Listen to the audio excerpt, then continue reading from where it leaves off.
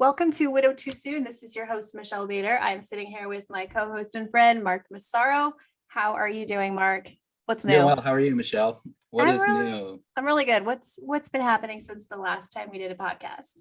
Well, the 1 year of Lacey's passing did go by, and it was a little more difficult than I expected. As I was saying to you earlier, I wrote her a letter on Facebook, and as believers, I feel, and as the Bible says, we can ask for anything in Jesus' name. And so I asked God to share these letters with her. And I believe he is. That's, I don't have any biblical backing for that, but I just, it's my own personal belief.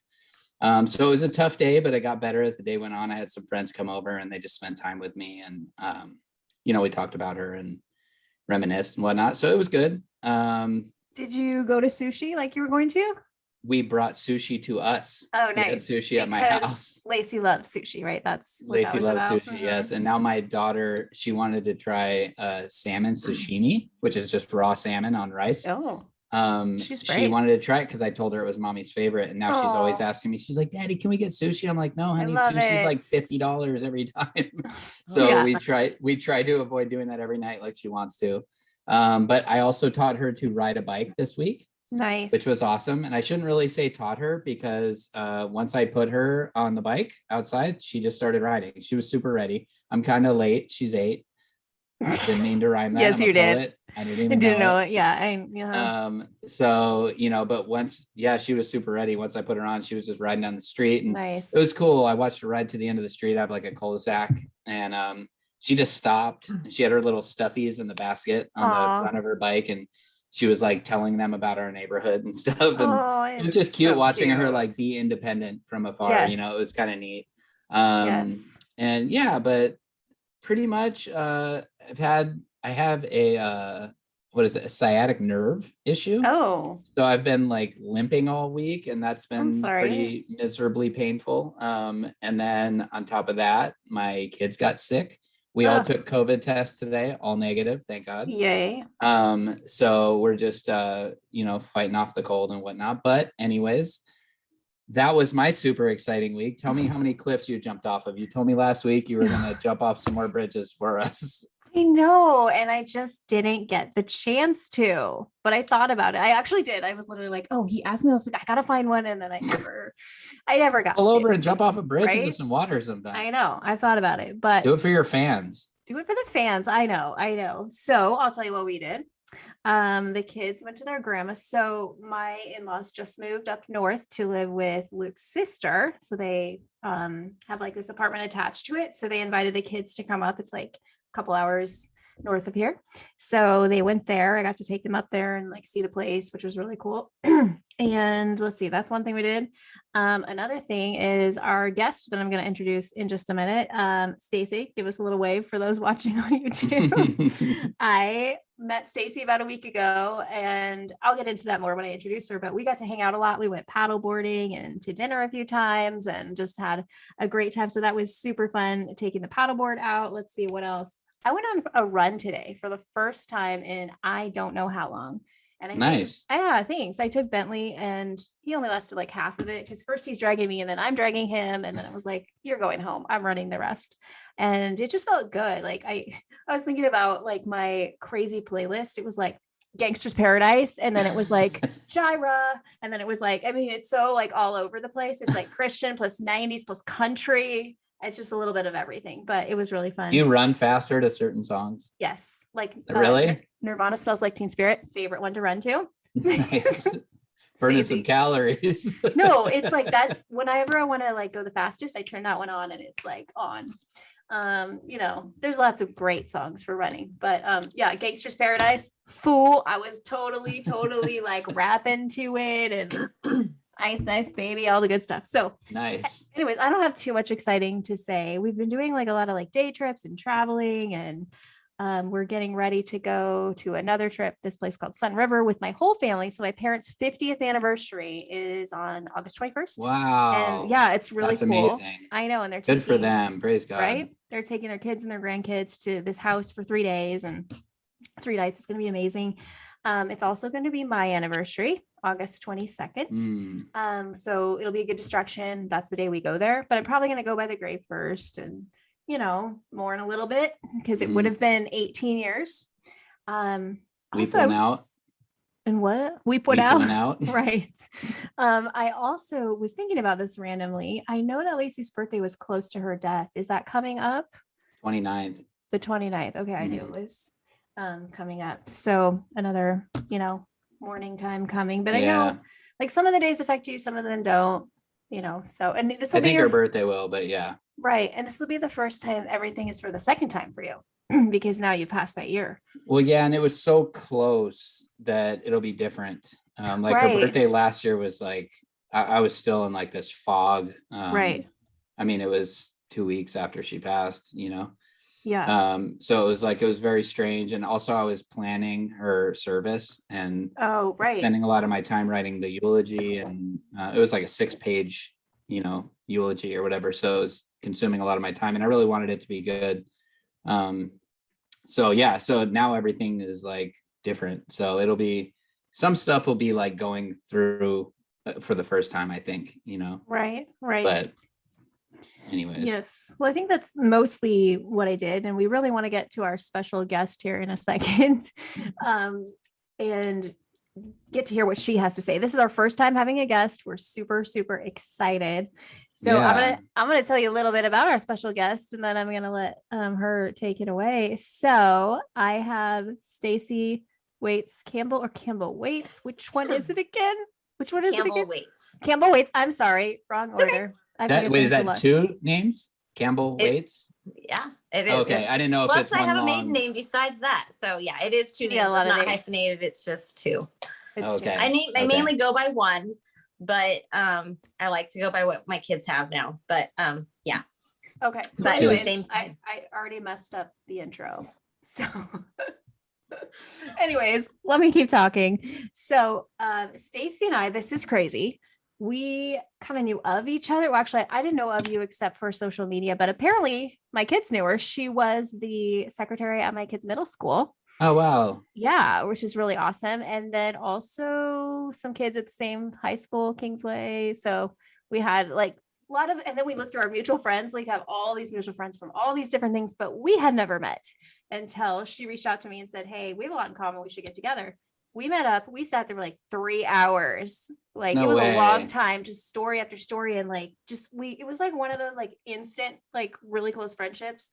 And that's like, cool. you feel like you know them forever. It's crazy. Like I've known her like a week and a half, maybe. And we've hung out like 4 times. So we like, feel like we kind of know each other. We go way back. We go way. But it feels like we go, I mean, I'm like, how do I just know you? Like just to look like I just met you. But it feels like, because when you go through these tragedies and these things, like you can relate on a deeper level. Like, and some people it's just like that with them. Yeah. Like my friend Brian, even though yes, we met through tough times, we just like connected and got really close really fast. And you know what it's like when you and I met and it was like, whoa, there's someone who gets it. Like, someone who's else's spouse who had passed away from cancer and all of that. And so although Stacie's story is different, like the widowhood part and just all the stuff with kids. And anyways, Stacie has so much wisdom because she has been through a lot. And what I've seen in Stacie is the joy of the Lord is her strength. And she is always smiling, that beautiful smile, and just is such an inspiration to me. And so we wanted all of you to get to hear her story about God's faithfulness. How is she still joyful with what she's been through, which we haven't even told you. We're going to let her tell you that. And I just wanted everyone else to get like what I've experienced in the last week to get to experience Stacie, because I mean, no, I'm being serious. I know we haven't had a lot of heart to hearts yet about like how I feel about you, but I just really, let's just put it on air right now. Right.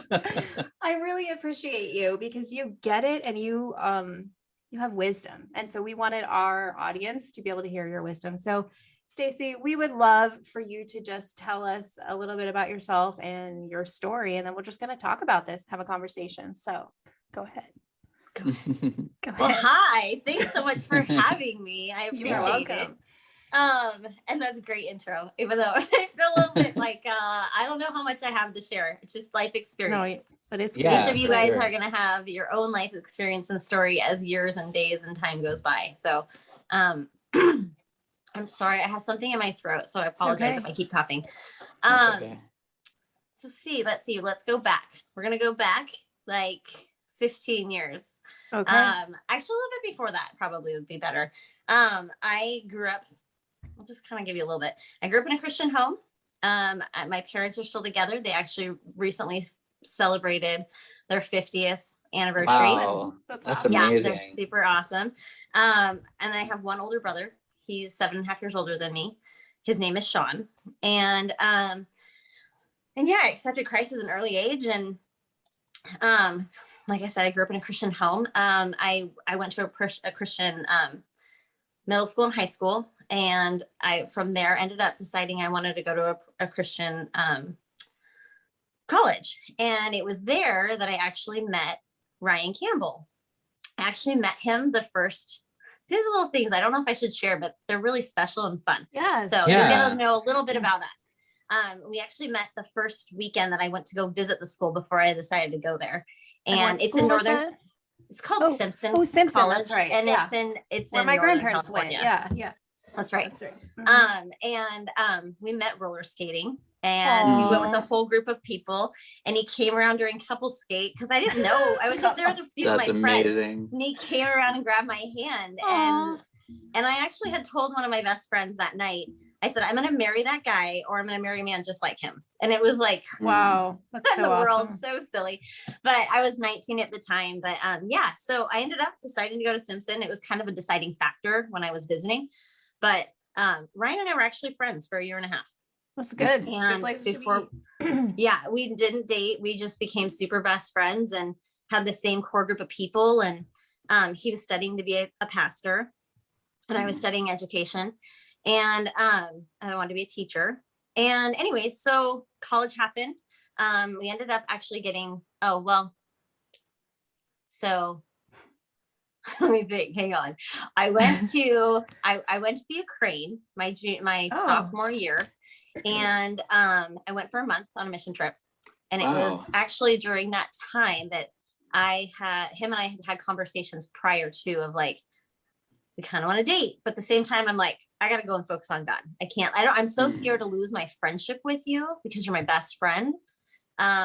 That I was like kind of nervous about that. Anyways, I ended up coming back home. We ended up getting together. Kind of like our anniversary date of dating was actually 4th of July. Nice. Kind of That's fun. cool. Yeah. And then, so we dated for about a year or so, 1.5 years. And we got married, and the next following summer, we ended up getting married. So I guess it was a year, but we'd been friends for like 1.5 years. So anyways, Ryan and I got married end of my junior, like in between my junior and senior year, his senior year. And then we went to youth ministry. I won't get into all the little details of all of that. At that point in time, we lived in Redding. And that was a whole amazing God move of us even moving to Northern Cal, like even further north where he was from, to Wairika. He lived in this tiny little podunk town that I used to say was the village. And I'm like, there's no way I'll ever move there. And anyhow, God really changed my heart, because all of a sudden it was like, we need to start praying about this youth pastor position that came open. And he was shocked, like, what in the world? Why would we want to do that? Because you don't like it up there. But I knew the Lord was like prompting my spirit and changing my heart. And so anyhow, we ended up taking that position and moving out to where his family was at. It was there that we had our 3 children. And in the village. In the village. Okay. In the village. We didn't live in the village because the village only had 200 people in it. Wow. You really mean it. It really was a village. Tiny, but we lived in the town right next to it called Wairika. So yeah, but it is still small. I think there's 5,000 to 7,000 people that live there. Oh wow. Yeah, but like all of Ryan's family lives in that area. So it was special to be around family. My family is sure a little further south. Okay. But yeah, anyways, so we had, and these are other fun facts for you. During that time from the time we got married, we had Taya, my oldest, and she was actually born on 9/11 01. Wow, So really? she's soon to be 20, and she literally was born at the same time as the towers were hit. Oh my gosh. Yeah, and it was kind of crazy. And okay, I just have to ask you, while you were giving birth, did you know what was going on in the world? No. Okay. No, I called my best friend, and I was trying to get a hold of her and couldn't. And so I got a hold of her aunt, and I'm like, I need to get a hold of Ashley. And she's like, don't you know what's happening? And I'm like, no, I've been having a baby for 21 hours. And, wow. and she's like, the Twin Towers are gone. And I'm like, what are the Twin Towers? That's awesome. Yeah, I didn't care at the moment, but but this is the cool part about like my story for Taya. And I think this applies to so many things in life that we have to really think about, is that on that day in the world, in our country, there were, and I have people that I know that lost loved ones that day in the towers that fell in all of that tragedy. It was horrible and horrific. But at the same time, there was also good things happening, and there's blessings that God brought about. And Taya was like the biggest blessing in our life, you know. That's beautiful. And it was one of the best days of my life, even though it was like the worst for so many of us. Yeah. And that was a fun thing, is like Taya and her dad, like that was one of their favorite songs, was Blessed Be the Name. And so they used to sing that song in the car when they drive and all that stuff. And that was just such a special song. And just that part where it talks about the give and take away. It's just, wow. It was really impactful to me, because at that point in my life, it was like, this is so special, but yet everybody else is such a bad thing. And yet I got to experience the flip side of it a couple of years later, when everybody else's life is going around great and my life is totally shattered. So anyway, so that's a fun point on that end for that's fascinating, Taya. Yeah, it is cool. So so we had 3 kids. We were there for about 7. No, it's not true. We were married for 8.5 years. Is that right? 98. 2006. Anyways, yes, April, to 06. April, these are one of those things that I'm like, it's okay. We have calculators right now. Yeah. 2006. My kids at that point, well, not quite. So we actually got out of ministry, stepped down. It was time for us to kind of take a break. And we had moved a little further north to Southern Oregon. Ryan took a job, and that's a whole nother story, in finance. And we were able to move up to an area up outside of Medford. And he was working there for about 8 months. And then after that time, he was working with his best friend, Brian, and they went on a cruise. And they, as you were telling me about your cruise, I don't know if you know all these details, Mark. And so be careful when you go. I know, right? They were on a cruise ship, and he actually got hit with a radar antenna on the cruise ship and suffered massive brain damage. At that time, and this was in December, our kids were 5, 3, and 1. And so it was December 1st of 2006. And so, is that right? Yeah, I think so. That's right. Sorry, I'm totally off. That's okay. That's your math is right. It's been some time. Yeah. But yeah, so yeah, my world from like, I got a phone call on December 1st, but he was in the hospital for a little longer. I got a call saying there was an accident and they needed to get to him. There were so many things that transpired, just of God's hand of mercy on my life and on my family, and how he just like took care of the timing of when I got to the hospital. My in-laws made it there before me. Also, another thing was that Ryan's best friend met me there. And then also one of my best friends, who actually was widowed and remarried, but she's kind of like my big sister, and her name's Michelle. Good name. It's a great name. I know. And anyway, so Michelle was also there to meet me. And so she had been widowed a couple of years past. And the interesting thing about that was that Ryan and I had spent countless conversations talking about her and Kevin, her previous husband, about like, what would you do if something happened? What would you do? Would you want to read, like, I'd want you to get remarried. I wouldn't want the kids to be, have their names changed. We had these like amazing conversations that most couples never have. Right. But we had them. And it was such a blessing that God gave me that time. So so yeah, Michelle was there to meet me, which was awesome. Just a really gift from the Lord. Anyways, Ryan was in the hospital for about 12 days before we had found out during that time that because of the injury to his head, did I say how he got hit? I don't know if I did. Radar. That he fell, that he got hit with. Yeah. So, So did he get hit in the head with the radar? Yes. Yes. Okay. So like there's like, I've never been on a cruise ship, but they have like these walking paths around the top. And there was like this big huge windshield, and there's like this little tiny utility desk and like little stand, and there's this massive huge radar antenna up above. They're like 10 feet long and 2 feet in diameter. They're really big. And Ryan was pitch black. He couldn't see it, and it was late at night, and someone kind of jokingly, I got something in my throat. You okay there? Jokingly had said, "There's that'd be cool up there." And so Ryan was like a monkey, and he like I said, he was a youth pastor, hop, skipping, and jumped up there, pulled himself up, and got hit in the back of the head, and then fell 12 feet and was on the deck. And so yeah, from there they tried to help him on the deck, and then on the ship, but they had to take his body and take him into because they were in international waters at the time, and they needed to take him into port in San Diego. So he was at UCSD, and just so many details that happened through all of it, that God provided a place for us to stay.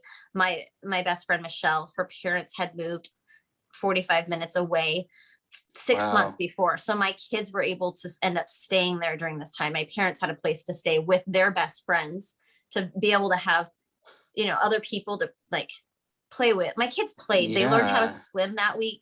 Well, one of them, my baby did. But they were little. Like I said, they were 1, 3, and 5. But yeah, so that happened, and we were told that he wasn't going to survive, and that we were going to have to take him off life support. And so it was during that time that I had been talking a lot with my in-laws and having discussions, and we were totally on the same page, which was a major blessing and awesome gift. And with my brother-in-law and family. And so that was really helpful for when we were trying to make decisions. And then a donor team came in and started talking to us. And it was just such a blessing, because what team? I'm sorry. How do you make a decision when you're told that somebody's not going to be able to survive, and they tell you that they're a good candidate for a donor, for an organ donation? And so their team came in and started talking to us, and it was them who said, we're going to help facilitate all of this, the timing, all the things. So it took all of that pressure off of me, like having to make these decisions. Like, how do you pull the plug? Like, that's just not, I don't want to be responsible for that. Like, what if you woke up that I've been told that can happen? And, they tried all the things to try to see if there was a way for Ryan to survive, but the blow to his head was pretty significant. So yeah, anyhow, we had some amazing times in the hospital. We like sang worship, and we prayed over him as a family. And my mother-in-law, I'll never forget her always saying to me, like, I don't want to miss the jewels, like as we're walking in this path of like unknown and the hard times, but don't let me miss an opportunity to see something good. And so anytime that something would happen, like one of the nurses gifted us tickets to the zoo, and we all got to go to the zoo and like be a part of things. And like, people who came in that were believers and that loved on us, or friends that stopped by and like helped us with car vehicles. It was just like all these different things that were just incredible to see the hand of God. So anyhow, that happened. I feel like I'm telling you way too much stuff with all of that. No, this is great. But yeah, so I didn't experience what you guys experienced, like with cancer. It was, and I know a lot of people who are widowed and who've go through long-term, illness. And this is something else. So I shared this with Michelle the other night with a group of us girls that got together. The night before, I got a phone call. I actually happened to be at church. I was at Saturday night church at my home church down in Medford. And it was on the story of like the nativity, and it was called, oh gosh, now I've forgotten again. Mary? No. Was it Mary? But it wasn't Mary. It was like Somebody Girl had- Interrupted. There we go. Girl Interrupted. That was it. Yeah. It was on a message on Girl Interrupted because it was talking about each of the characters in Nativity Story. And in that message, it was all talked about like, what would you do like if you were Mary and all of a sudden you got like your whole world like shifted and changed in an instant? How are you going to respond? Are you going to lean into the Lord or are you going to pull away? And I just heard this amazing message. And then no joke, like 3 hours later, I get a phone call of my whole world is like going to shift and change. Oh my and gosh. so it was amazing to like have kind of something prior to before that happened to kind of set my mind up like, okay, be prepared in case of. So that happened. Like I said, right. Can you tell us really quick, because I think it's beautiful, like how you told your kids, or it was Taya, and like that story? Yeah, I'd love to. Okay. So yeah, that's always hard. That's always really hard. I mean, how do you tell your kids when your spouse has passed away, and especially when they're little? So at that time, like I said, Taya was 5. She was pretty much the only one that really remembers. Tate was 3. And Tessa was 1.5. And so they don't have the younger 2 don't have really much of a memory. But so, you know, we had taken Ryan off of life support. I had spent the day in San Diego. The kids were at my friend's house. And I went back home and we had time with family and we were all together. I couldn't pull myself together to say anything that first day. But the next morning, I was laying in bed and Taya had come in and was cuddling with me. And I had been crying and praying and praying and praying, Lord, please just give me like the right words. And her and I had the most awesome conversation. And then this is where my friend Michelle kind of comes back into the picture. Like I shared, my friend Michelle was widowed several years prior to. So we had all these conversations. She also, which I didn't mention, she lost her husband, Kevin, to cancer. And he was Cole, their son, was 18 months old when Kevin passed away. And so he's a year older than Taya. And so there's just like that. So he's 6, she's 5. So I share with Taya what happened. And she was just so distraught. And so, you know, but at the same time, I just will never forget how our kids are so resilient. And the fact that she wasn't just thinking about herself in that moment. She actually looked at me and was like, Mommy, who's going to take care of you? And was just so compassionate and caring and so sweet. Wow. It's amazing. It was really, really precious. We got up and we started to walk out into wherever the room where everybody else was at, because other family members were there. And Cole, Michelle's little boy, comes running over and says, "Hey," to Taya. And she goes, "My dad died." And he goes, "Well, my dad died too. I bet you they're playing baseball in heaven together." And they turned around and like ran off. Wow. It was my gosh. Utterly insane. And it's like one of my favorite things to be able to look back and go, God, you cover the best details. Yeah. Like, Wow. you just cover all the little things. So let me ask you something on that real quick. Since, Yeah. you know, my kids are small, your kids are older. Did it come back? Like, you know what I mean? Like, cause my kids are doing really well right now. I mean, there's moments, of course, but like, I've heard a lot of people say like, they're going to have, they're going to need therapy when they're older and stuff like that. And did it come back up often? It's always there. I mean, grief doesn't, I know a lot of people will say things like, are you over your grief? Yeah. That's like the dumbest thing to say. I apologize, but like people will say the stupidest things, no offense, but like, I kind of want to punch him in the face. Yeah. But I mean, just being real. No, and like when people say things, because and you know what? I will say this. People do not mean to say stupid things. They're just like responding or they're having a reaction. But grief doesn't go away. It's like an ebb and flow. It comes, it goes. There's moments, there's songs, there's smells, there's memories, there's dates, there's all these things, and you don't know when. I will never forget. So my sister-in-law, her name's Jennifer, my brother's wife. There's a story there too. But she lost her dad when she was little. And I'll never forget her telling me when the kids were little, when the kids act out and then all of a sudden when there's like something that hurts them or they get upset about something, that they go to that place of pain of their dad or their mom or whatever. And I'm like, is that like a cop out? I don't mean that meanly, but is it like, Right. really? Because I mean, sometimes they play that card, no offense, but sometimes they will. But there's 1,000 times that they are not, because it reopens a wound for them and it draws them back to a place of sadness. It doesn't mean they stay there, but it definitely can happen where they're reminded. I see. Yeah, that makes sense. And I've wondered about that because, not to take away from your time, I really want to hear your story, but like my father, the last I saw him, he beat my mom and left her, and I never cared growing up. Like, and so I know it's obviously different than like them losing their loving mother, you know, but I've always kind of said like, yeah, I mean, I have these moments where things stir up and it, like, I just don't get it. I never cared at all until I had kids. Then all of a sudden I didn't understand it. Right. And, but still, it's still like, I feel like I'm fine. You know, like there's moments where I'm like, oh, what a piece of, yeah, you know, like where it just kind of bugs me. But anyway, so I kind of have pictured that that's how it's going to be for them in a sense.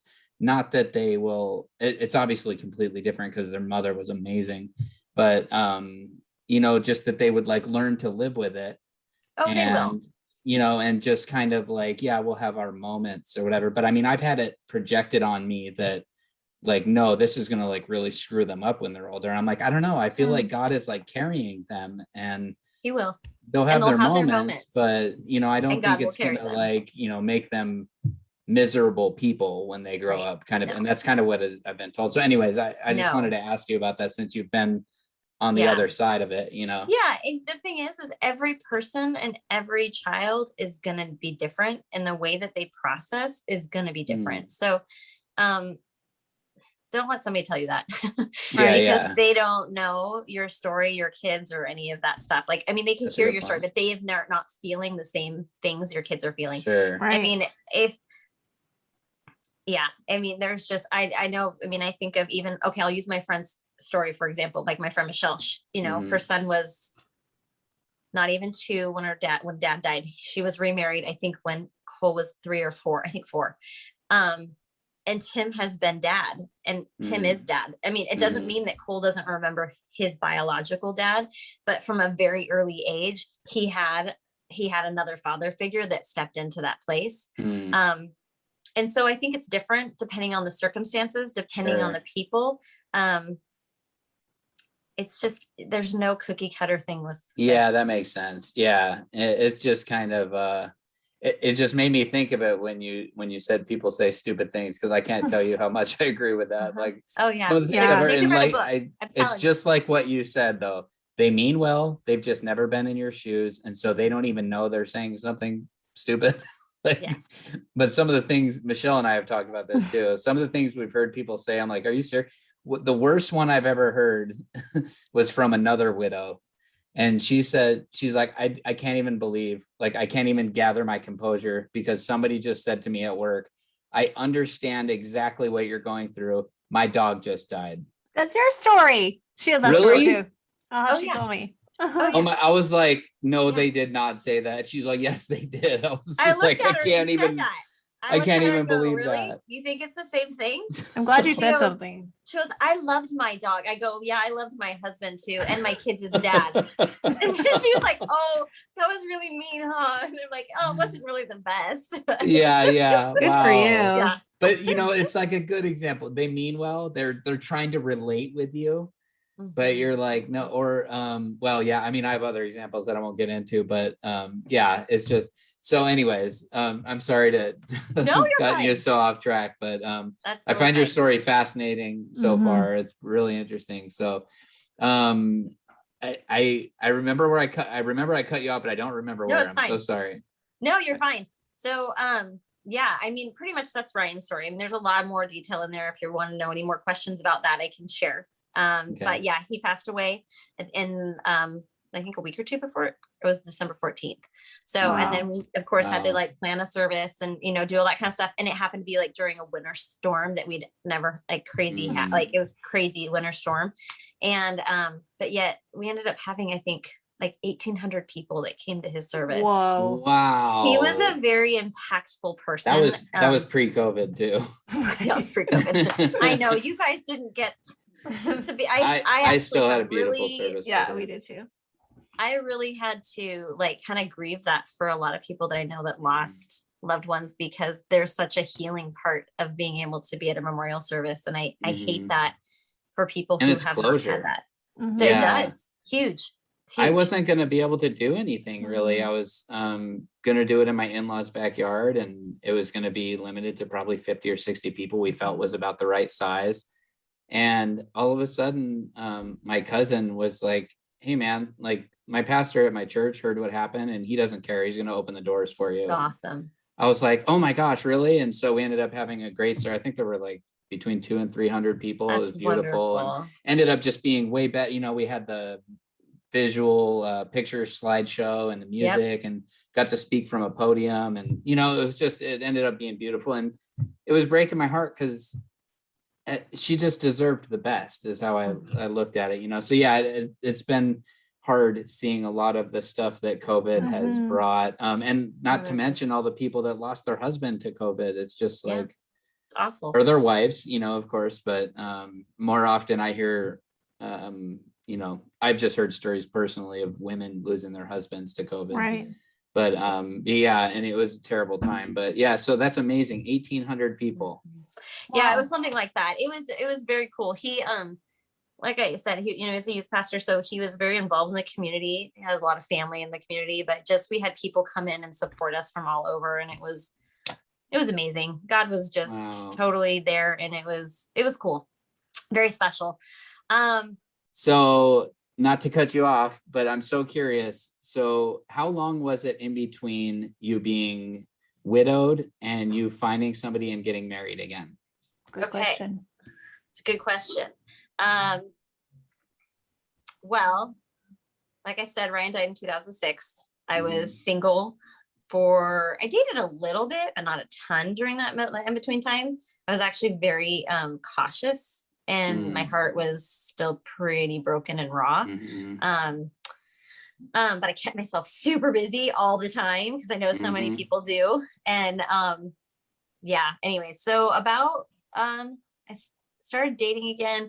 I dated one other widower for a short period of time. That didn't work out so well, but it's so hard when you do that because then you get super close to the person and you get close to the kids, and then that's hard and it's painful when it doesn't work out, because not only were you close to the person, but you're also close to the child. Sure. Mark and I actually met online, and this was different Mark, just for the record. Different Mark. Let's just clarify. Different Mark. Mark with a C. Mark and I met actually. Well, if you were to ask him, he would tell you that we met through a friend, because one of my very dear friends who lives in Oregon, because at this point I'm living in Southern Oregon.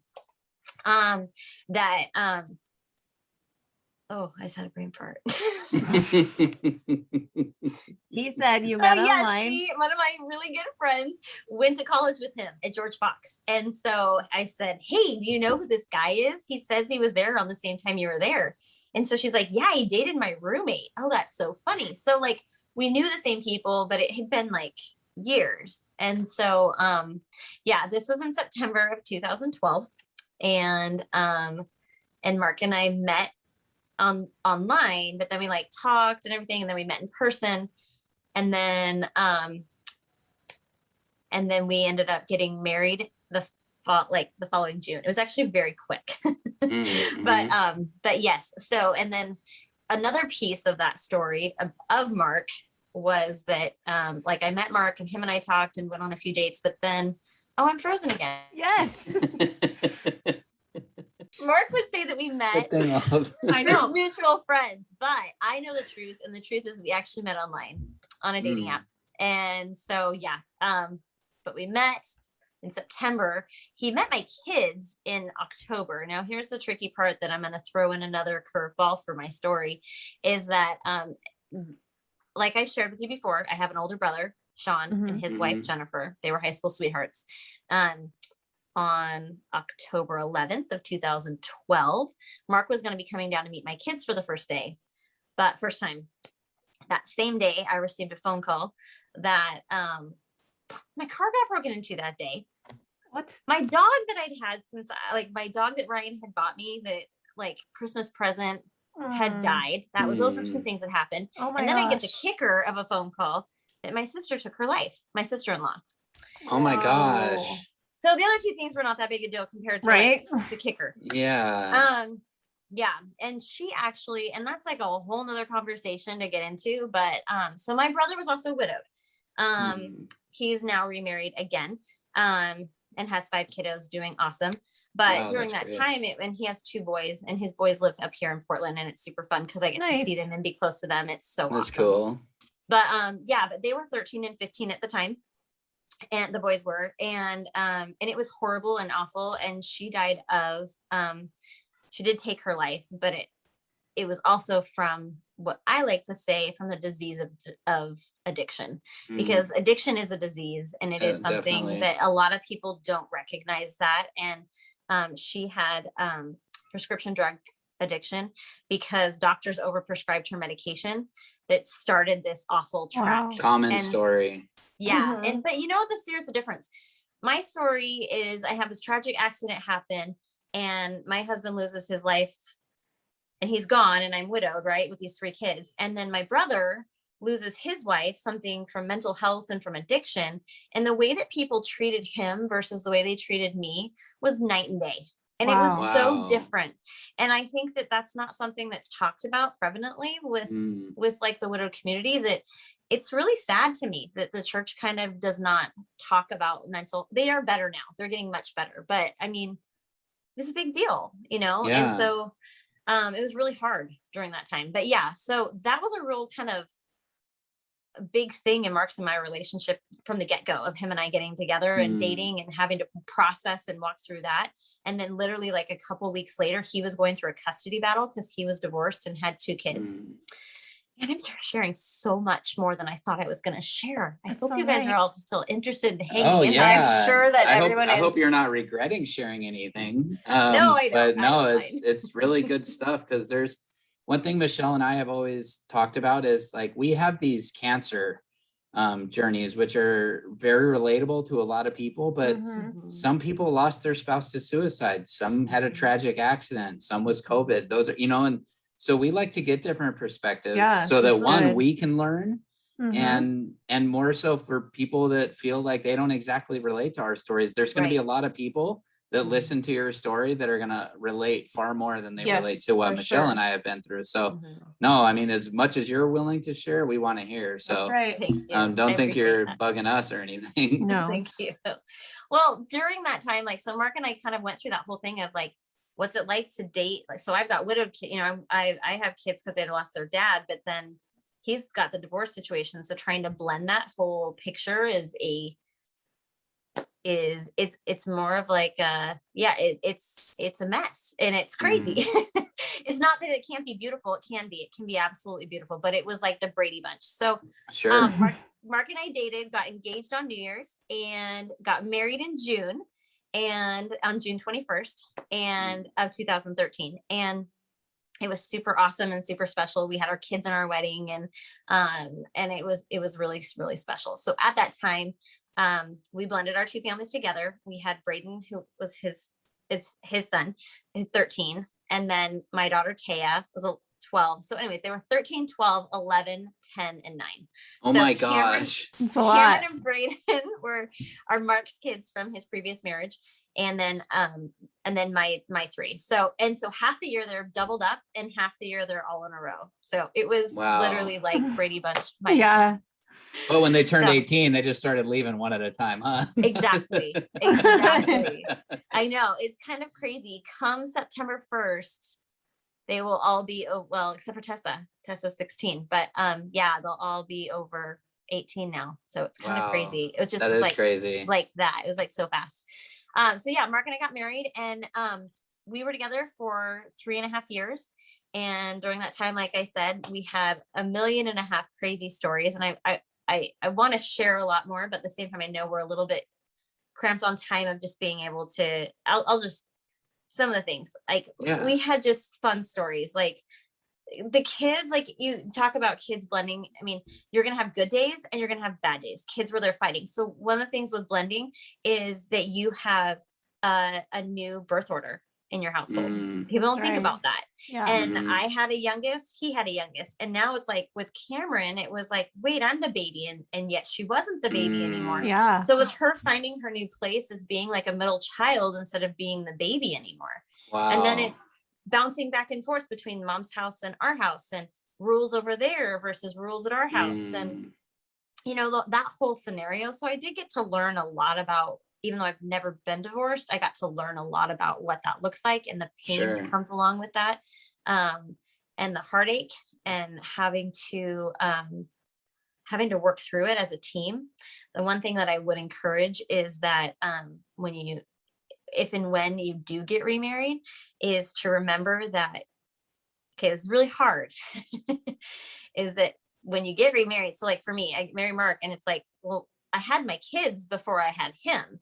So my kids, like, you're kind of prone to, like, not kids come first, but like there's this pull towards that because Right. they were part of your life before this other person Sure. was. If there's like an argument or there's whatever.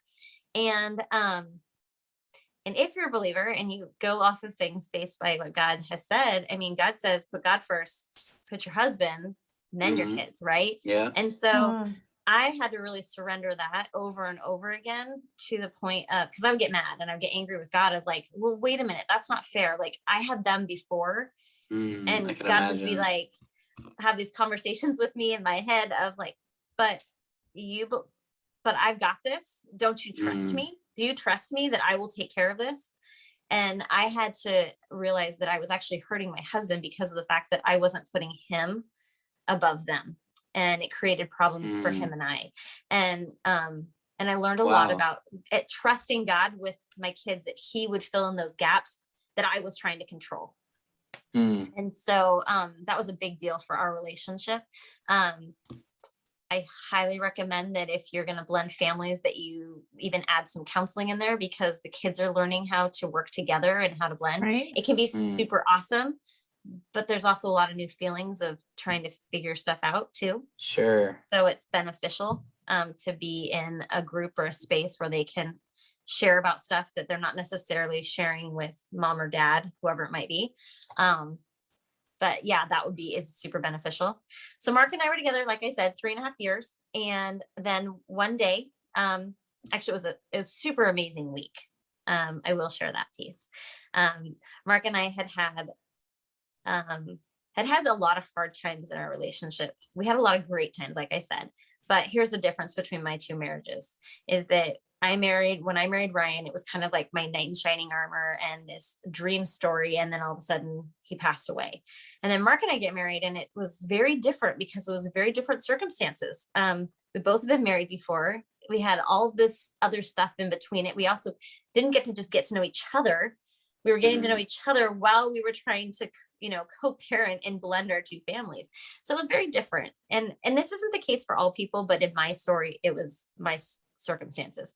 And it was really hard. And I remember when I got married to Ryan, that I was hear people talk about hard marriages. And I was like, I don't understand that. I don't get it.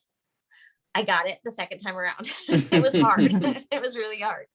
But I used to pray, God, could you I feel like you're going to give us a good ending. Like I want a good ending at the end, because I want us to be able to see this through and to see your hand and to come out like to be this beautiful love story. And so like the last week in September, well, actually 2 weeks before in September, Mark had thrown me this amazing surprise party with so many of our friends and family for my 40th birthday party. He had done so much. He had created built a deck in our backyard so that we could have it outside, and he had done so many things to prepare. He flew in my best friends, Ashley and Michelle, flew them in. I had so many friends that came up, and it was amazing. We had so much family there. It was awesome. And then the week before, he confessed some stuff to me about some stuff that had been going on in his own secret world of things. And in that time, he was able to open up and share with me.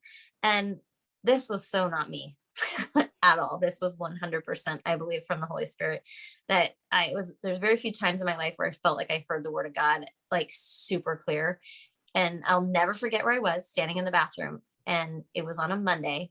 And it was like the Lord was saying to me, I need you to love him the way that I love him.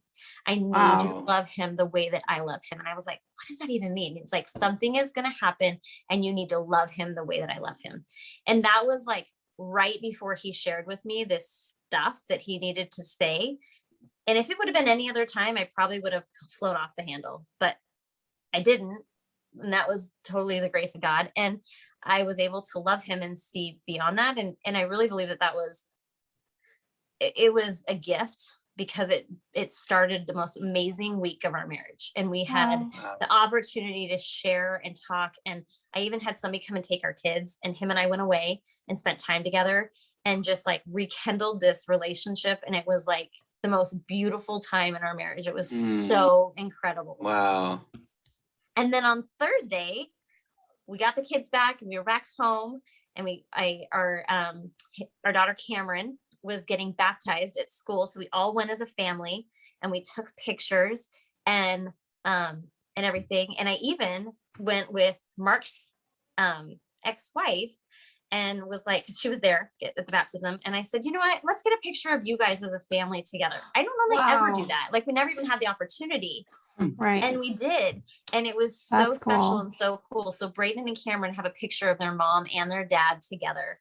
Oh, wow. Awesome. It was, and then we have a picture of like the seven of us. And anyways, that night Mark started feeling really, really sick. That was on Friday. That was on Friday morning.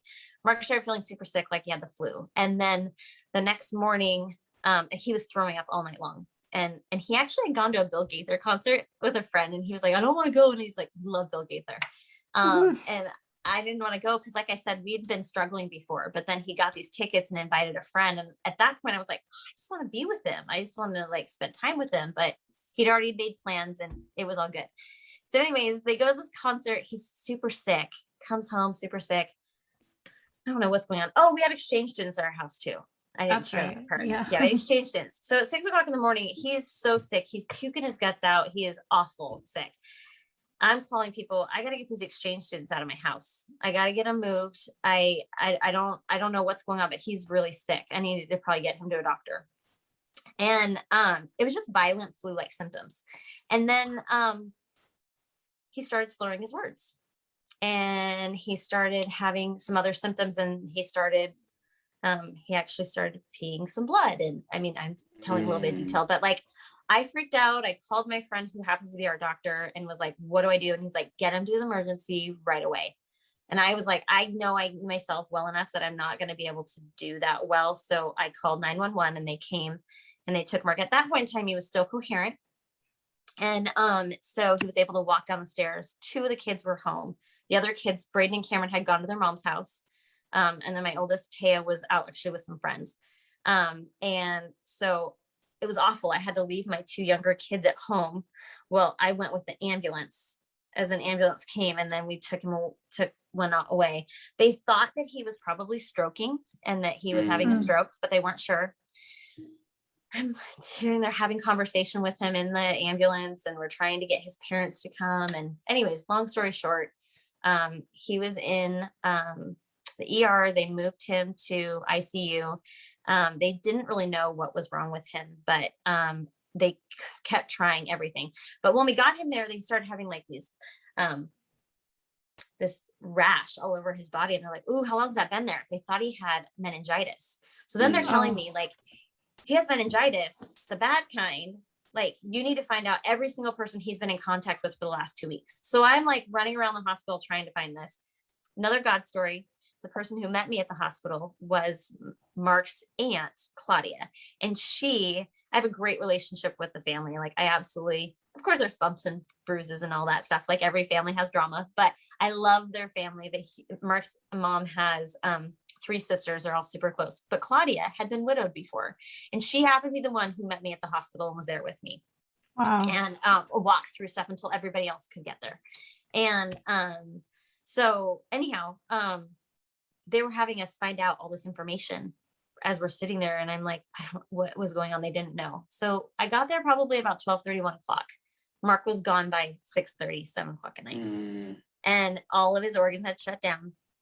They had told me we're all out in the waiting room in the ICU unit. And by that point, I honestly, you guys, it was insane. I have no idea, but I think there was like 30 or 40 people that were out there with us, because people were coming in because they were going to be tested if there was like this thing. But also we just have an amazing support group and family. I know that that's not the case for everybody.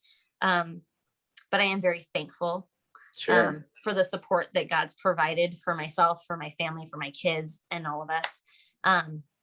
But it was a like here 1 minute and gone the next. And, something I didn't share about Ryan's passing, I got to be in there with him after they had taken everything off, and we got to be with him as a family as he passed from this life into being with the Lord. And it was a surreal moment of an adrenaline rush to see just life drift, like literally come out of him. And it was the most peaceful, beautiful thing ever. It was amazing. It was very different when Mark passed away because of the circumstances of them trying to help him. It was very chaotic, and they had been trying to keep him alive for like 45 minutes, and it was just crazy. They called me back by myself to tell me, which I still don't understand why they did that, but they did.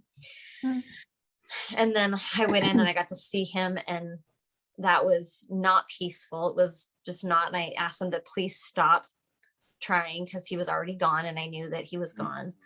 Then they were you watching them like try CPR and stuff like that? Oh yeah, they were all over, and he was just fully exposed, and they're just trying to, it was just Mark's worst nightmare, in my opinion. Like it was like awful.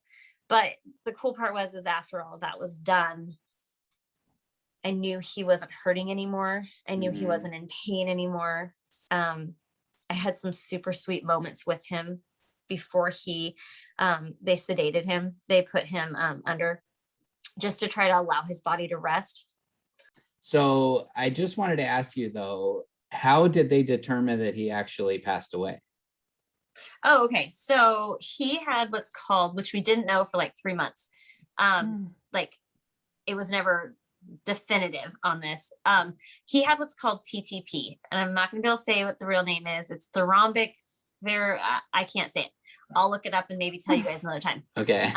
But TTP, it's a blood disorder. It's a really rare blood disorder. It's like 1 in 100,000 people get it. Wow. And it starts like once, and you don't know when it's going to kick off. But if the body has a very weak immune system, which Mark had a lot of compromised immune system at that point in time, he had been dealing with a ton of anxiety and a ton of different stuff kind of going on in life. And so his body was really struggling with strong immune system. So we don't know what it was that kicked it, like kicked it. But he ended up having microscopic blood clots going on throughout his whole body. So within that time period of the night before, they told me, I asked, like, if I would have brought him in, could you have saved him? So and they're like, no, we wouldn't have even known because he had flu-like symptoms. But once it starts, you only have like, if it's not taken care of right away, it's fatal. They can start blood transfusions and try to stop it, but it doesn't always work that way. So there was really nothing that they could do. So what was happening is all of his organs were shutting down because they were all clotting. And so like him slurring his words was a stroke because he was stroking in his brain because of all the blood clots. His kidneys were also hardening because of the clotting that was going on that caused him to have problems with the bathroom and like all of that kind of stuff. So it just was one thing after. And so it wasn't like an isolated thing. It was all over. And so trying to play catch up at that point once we got into the hospital was an impossible thing for them. Wow. So I asked all those questions with the doctors. Sure, of course. What could I have done? Is this hereditary? Is it not? He is a carrier of this blood disorder. So I'm not actually sure if Brady and Cameron got tested or not with their mom. But yeah, I mean, they could be a carrier of that. But it's at least that way they would know if something were to happen, they would have that in their paperwork for them. No, that'd be good to know, obviously. Wow, what a fascinating story. Thank you so much for sharing.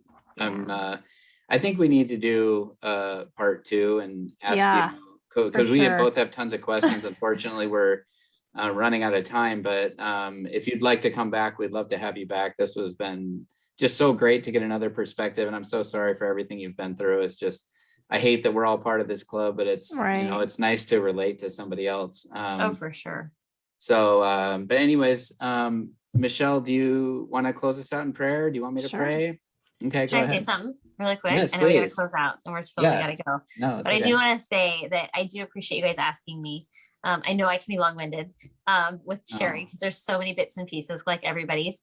But Michelle had asked me before about joy, and I couldn't have done any of the things that I've walked through without the Lord, like Absolutely. any of it. Right. And I really feel like it's not something like if somebody were to say, would you want it to be different?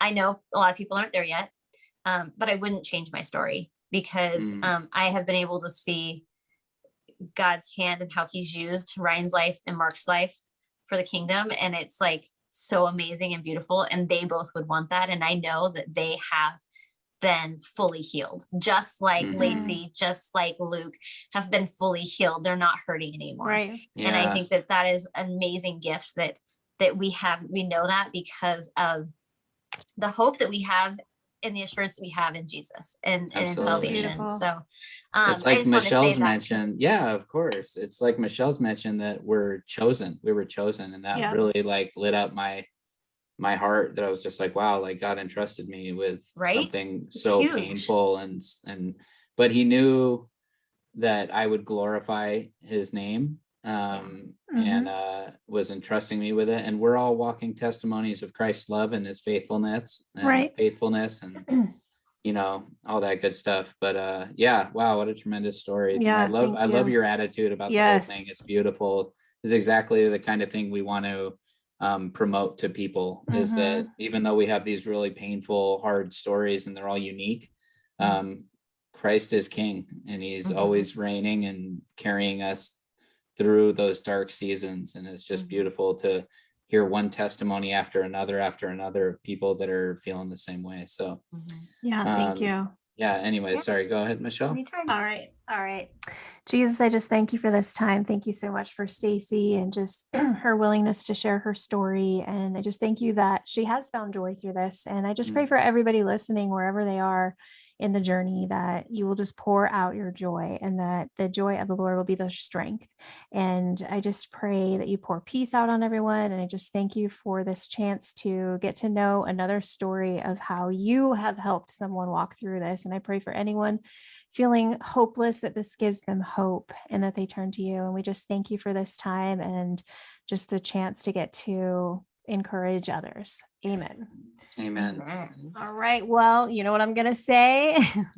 If you would like to reach out to us, we've had several this past week. We love hearing from you. You can email us at widowed too soon m, as in Mark and Michelle, I got it right this time, at gmail.com.